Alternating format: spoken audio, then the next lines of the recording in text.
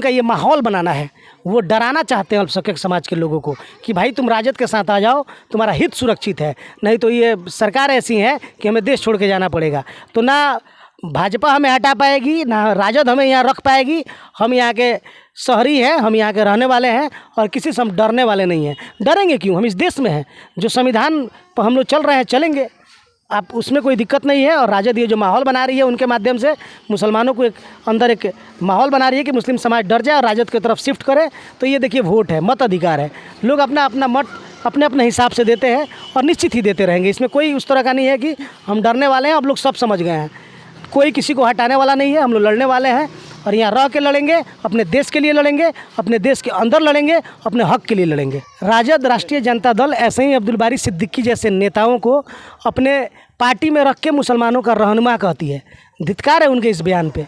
वो एक संपन्न व्यक्ति हैं, वो उनके पास पैसा है, विधायक रहे हैं और उनके बेटे बाहर पढ़ रहे हैं। तो वो मुसलमानों के रहनुमा कैसे हुए? ये तो हमको बोल के भी शर्म आ रहा है। वो मुसलमानों के रहनुमा होते, अल्पसंख्यक समाज के रहनुमा होते तो भी इस हिंदुस्तान में रहते हैं और अपने समाज के लोगों का कवच बनते, नहीं कि देश छोड़ के भागते। वो तो देश छोड़ के भाग रहे हैं, तो वो हमारे नेता कैसे हो सकते हैं? उनका बयान सही में बहुत निंदनीय बयान है। मैं इसका घोर विरोध करता हूं और अपने बिहार के लोगों से अपील करता हूं कि ऐसे नेताओं को अपने नेता ना माने। आज हमारे साथ मौजूद है सदमान नेताजी हैं। आज हम इनसे कुछ बात करेंगे गोपालगंज की राजनीति के ऊपर और आरजेडी जो है, आरजेडी का यहाँ पे कैरियर क्या है और गोपालगंज में क्या होने वाला है। और बीएसपी जो है, ये बीएसपी के तरफ से चुनाव लड़ते हैं और आगे आने वाले समय में भी बीएसपी के तरफ से ही लड़ेंगे। तो हम इनसे कुछ बात करते हैं। हम ये जानना चाहेंगे, आप किस मुद्दे पे अगर चुनाव लड़ते हैं तो किस मुद्दे पर चुनाव लड़ेंगे और बीएसपी का आने वाले समय में क्या कैरियर होगा गोपालगंज के अंदर? देखिए, सबसे पहले आपको जवाब देने से पहले मैं आपको बधाई देता हूं कि आपने कहा गया है कि देश का चौथा स्तंभ मीडिया होता है और आप ये कार्यभार को, इस कार्य को आपने बखूबी संभाल रखा है। और घूम घूम के जो बुद्धिजीवी लोग हैं, समाज सेवी लोग हैं, उनसे उनका विचार जान रहा है। आपके और आपके चैनल को मैं बधाई और शुभकामनाएं देता हूं। अभी जो है आप बीएसपी की तरफ से यहाँ पे अभी आरजेडी जो है जितना मजबूती से काम कर रही है, क्या आने वाले समय में बीएसपी भी उतनी ही मजबूती से गोपालगंज के अंदर काम करेगी? देखिए, बहुजन समाज पार्टी एक कैडर बेस्ड पार्टी है और बहुजन समाज पार्टी बाद में है, पहले एक मिशन मूवमेंट है।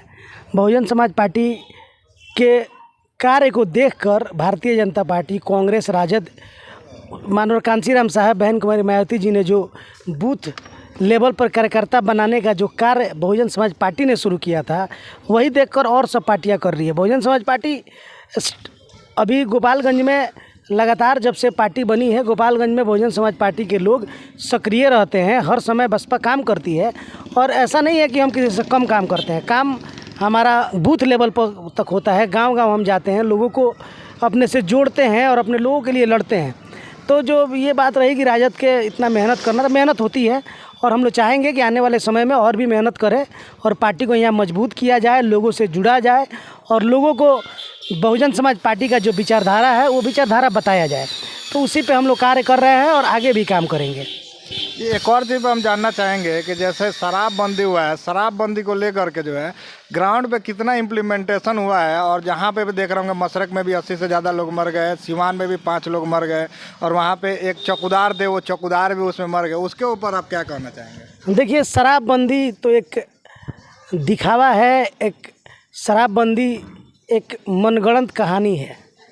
ये शराबबंदी करके लोग सरकार अपने कर्मचारियों का जेब भरने का एक साधन उपलब्ध करा दी है कि जैसे शराबबंदी के नाम पे कर्मचारी नीचे से ऊपर तक लूटते हैं, लूट खसोट मची हुई है। शराब तो पहले गांव-गांव बिकता था, लेकिन अब घर घर मिलता है। शराबबंदी बहुत ही अच्छा पहल था। मैं नीतीश कुमार मुख्यमंत्री जी का बहुत आभार व्यक्त करूंगा कि वो उनका शराबबंदी का जो कार्यक्रम था वो बहुत एक काबिल तारीफ़ था, लेकिन वो इम्प्लीमेंट नहीं हो पाया। पूर्ण रूप से शराब बिक रहा है, हर जगह बिक रहा है और शराब से 80 लोग मरे हैं। ये बहुत दुखद बात है कि शराब से 80 लोग मरे हैं। गोपालगंज में भी लोग मरे थे। तो कहीं ना कहीं इसका जवाबदेही सरकार को है। तो मैं आपके इस चैनल के माध्यम से अपील करना चाहूँगा कि सरकार इसके तह तक जाए, जो मुजरिम है उसे पकड़े और कड़ी से कड़ी कार्रवाई करे। लेकिन मैं लोगों से भी अपील करूंगा कि शराब जब बंद है, शराब नीतीश सरकार ने शराब को बंद कर रखा है, तो आप शराब क्यों पीते हैं? शराब पीने से आपको स्वयं का नुकसान है, आपके परिवार का नुकसान है। तो ये एक अच्छी पहल है, इसको सरकार का आप सहयोग करें, साथ दें। अगर इस तरह का घटना घटता है तो इसमें कहीं ना कहीं जो शराब पी रहा है वो भी जिम्मेवार है, अकेले सरकार जिम्मेवार नहीं है, वो भी जिम्मेवार है। अपना जान, अपना सुरक्षा स्वयं हमें करना है। सरकार कहाँ कहाँ आपकी जान बचाएगी? तो मेरा यही है कि सरकार का जो ये लागू हुआ था ये बहुत काबिल तारीफ़ था, लेकिन इम्प्लीमेंट नहीं हो पाया। सरकार इस पर चुस्त नहीं दिखी, प्रशासन चुस्त नहीं दिखे, और जो एक्साइज भी डिपार्टमेंट है इसमें लूट खसोट मचाया हुआ है, और मिली भगत से बड़े बड़े व्यापारी अपना शराब बेच देते हैं। दूर दूर से शराब आता है और लोग शराब बेचते हैं। तो ये कोई नई बात नहीं है, शराब बिकते रहता है, लेकिन इस पर रोक लगाने की आवश्यकता है। और जो लोग शराब पी रहे हैं, शराब ना पिए। शराब अच्छी चीज़ नहीं है। एक और चीज़ हम जानना चाहेंगे, एक हमारे आरजेडी में एक नेता हैं अब्दुल बारी सिद्दीकी का कहना है कि जो देश का माहौल चल रहा है, इस माहौल में जो है मुसलमानों को रहना जो है ठीक नहीं है। उन्होंने अपने बच्चे से बात किया और अपने बच्चे से यहाँ तक भी बोला है, अगर पढ़ने बाहर गए हो तो वहीं पे नौकरी का भी व्यवस्था कर लो, और जो है अगर हो सकता है तो वहाँ की नागरिकता भी ले लो, क्योंकि भारत में रहने लायक, मुसलमानों के लायक जो है माहौल नहीं बचा है। इसको लेकर के क्या बोलेंगे? देखिए, सर्वप्रथम तो हम ये कहेंगे कि हम भारतीय हैं और हमें फ़ख्र है कि हम भारतीय हैं। ये देश हमारा है, इस देश की मिट्टी हमारी है और हमें यहीं मरना है। यहीं हम हमारा जन्म हुआ है और यहीं हम मरेंगे, इसी मिट्टी में दफन होंगे। ये राजद, राष्ट्रीय जनता दल, ऐसे ही अब्दुल बारी सिद्दीकी जैसे नेताओं को अपने पार्टी में रख के मुसलमानों का रहनुमा कहती है। धिक्कार है उनके इस बयान पे। वो एक संपन्न व्यक्ति हैं, वो उनके पास पैसा है, विधायक रहे हैं और उनके बेटे बाहर पढ़ रहे हैं, तो वो मुसलमानों के रहनुमा कैसे हुए? ये तो हमको बोल के भी शर्म आ रहा है। वो मुसलमानों के रहनुमा होते, अल्पसंख्यक समाज के रहनुमा होते तो भी इस हिंदुस्तान में रहते हैं और अपने समाज के लोगों का कवच बनते, नहीं कि देश छोड़ के भागते। वो तो देश छोड़ के भाग रहे हैं, तो वो हमारे नेता कैसे हो सकते हैं? उनका बयान सही में बहुत निंदनीय बयान है। मैं इसका घोर विरोध करता हूं और अपने बिहार के लोगों से अपील करता हूं कि ऐसे नेताओं को अपने नेता ना माने। ये राष्ट्रीय जनता दल ऐसे ही पिछलग्गू नेताओं को अपना पार्टी में, अल्पसंख्यक नेताओं को बना के रखी है कि ये लोग इसी तरह का बात करें। आप बताइए, जिस नेता को हम लोगों ने चुना है, जिस नेता को हम लोगों ने इलेक्ट किया है, उनको सदन में भेजा है, अपने समाज का बड़ा नेता बनाया है, वो नेता अपने बेटा को बोलता है कि तुम वहीं रह जाओ। हमारा क्या होगा? हमारे भविष्य का क्या होगा? हमारे आने वाले कल का क्या होगा? हम भी किसी के बेटे हैं, हम कहाँ जाएंगे? जब इस परिस्थिति में आप इस तरह का बयान देते हैं तो कहीं ना कहीं मुझे इस बात पे दुख होता है। हम भारत के रहने वाले हैं, भारत हमारा देश है, खून में हमारा भारत बसता है। भारत छोड़ के क्यों जाएंगे? घर में जो फिरकाप्रस्त लोग हैं, जो समाज को तोड़ रहे हैं, तो जो तोड़ रहे हैं तो तोड़ने वाले लोग एक तरफ है और जोड़ने वाले भी लोग हैं। तो हमें जोड़ने वालों के साथ मिल के उन तोड़ने वालों का मुंह तोड़ जवाब देना है, ना कि देश छोड़ के भाग जाना है। हम अल्पसंख्यक कौम से आते हैं। हमारा कौम कभी अंग्रेज़ों से लड़ते हुए पीछे नहीं हटा। हमारा कौम पूरे दुनिया पे राज किया है, हम लोग कभी पीछे नहीं हटे हैं। और अंग्रेज़ यहाँ हुकूमत कर रहे थे तो टैंक रोड से लाहौर तक अल्पसंख्यक समाज के मौलवियों को अंग्रेज़ों ने पेड़ों पर टांग दिया था। टीपू सुल्तान को देखिए, हमारे अशफाकुल्ला खान को देखिए, ये लोग लड़ते हुए शहीद हुए, कहीं भागे नहीं। अंग्रेज जब शासन कर रहे थे तब हम नहीं भागे, तो अब कैसे भाग जाएंगे?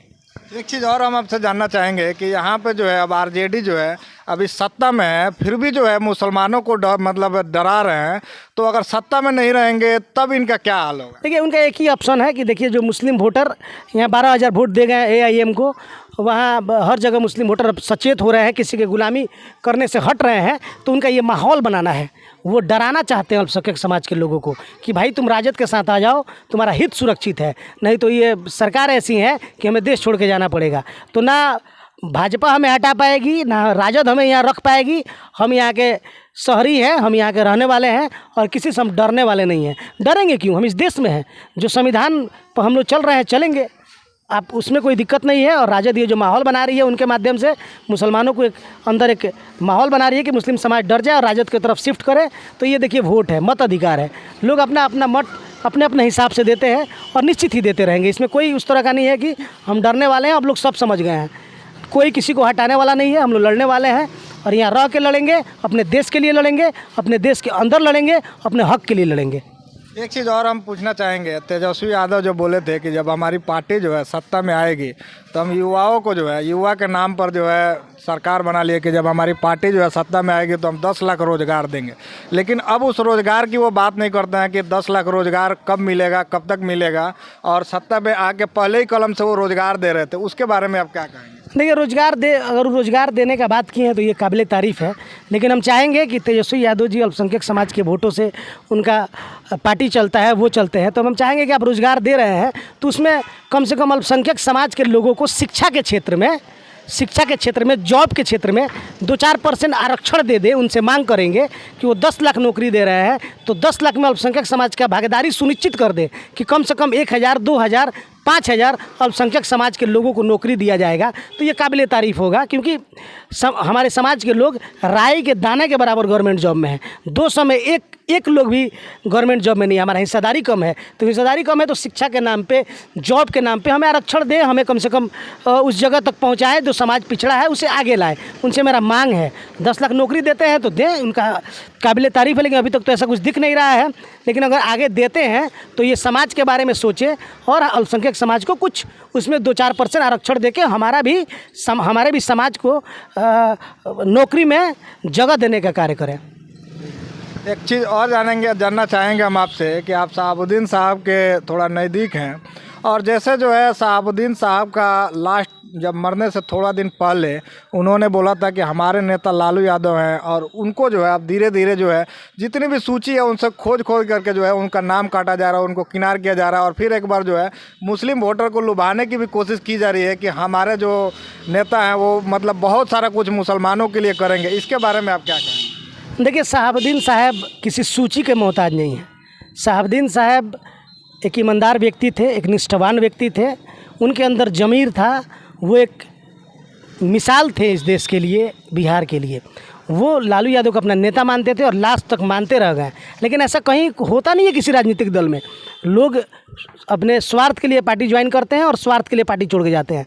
लेकिन शहाबुद्दीन साहब सारे कठिनाइयों झेलने के बाद भी, 14-15 साल जेल में रहने के बाद भी उनका ईमान, उनका जज्बा नहीं डगमगाया। वो लालू यादव जी के साथ थे। उनका ये दर्शाता है कि उनके अंदर वो एक स्पेशल आदमी थे, वो एक मतलब कि महान व्यक्ति थे कि वो जो उनका एक नेता के साथ निष्ठा था तो किसी स्वार्थ के लिए वो नहीं हटा।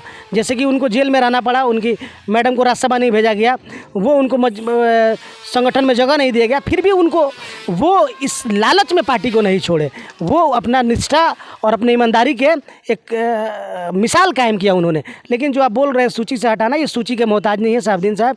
और हिना मैडम जो उनके परिवार के लोग हैं, जब चाहे, जहाँ से चाहें, जिस स्थिति में तेजस्वी यादव और नीतीश कुमार यादव से कम नहीं है। उनके पास अगर 14-15% वोट का ताकत है तो हिना मैडम के पास भी लगभग 17% वोट का ताकत है। तो वोट ही किसी को नेता बनाता है और वोट ही किसी को फेलियर साबित करता है। तो मैडम के पास वोट है और वो किसी सूची की मोहताज नहीं है। हम लोग उनके साथ हैं और आजीवन रहेंगे, और निश्चित ही उनको जहां उनको ज़रूरत लगेगा हम लोग उनके लिए काम करेंगे और उनके परिवार के लिए काम करेंगे। उनका परिवार जहां जाएगा वहीं पार्टी हो जाएगा, जहां जाएगा वहीं भीड़ लग जाएगा।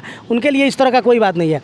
राष्ट्रीय जनता दल को चाहिए कि उनके पार्टी को, उनके परिवार को सम्मान देना चाहिए, क्योंकि उनके पति उस पार्टी के लिए समर्पित थे, उस पार्टी को उन्होंने सींचा है। तो अब खुददारी के नाम पे, ईमानदारी के नाम पे उनके परिवार का सम्मान उनको देना चाहिए। अगर तेजस्वी यादव इस बात पे चूक कर रहे हैं तो उसका खमियाजा उनको भुगतना पड़ेगा। लेकिन राजद की बात है, उसमें हम क्या बोले, हम बहुजन समाज पार्टी के नेता हैं। अगर बहुजन समाज पार्टी में परिवार आता है तो निश्चित ही स्वागत है, और अब वो परिवार जहाँ भी है, जिस स्थिति में है, उन्हें जहाँ ज़रूरत लगेगा हम लोग उनके साथ खड़े हैं।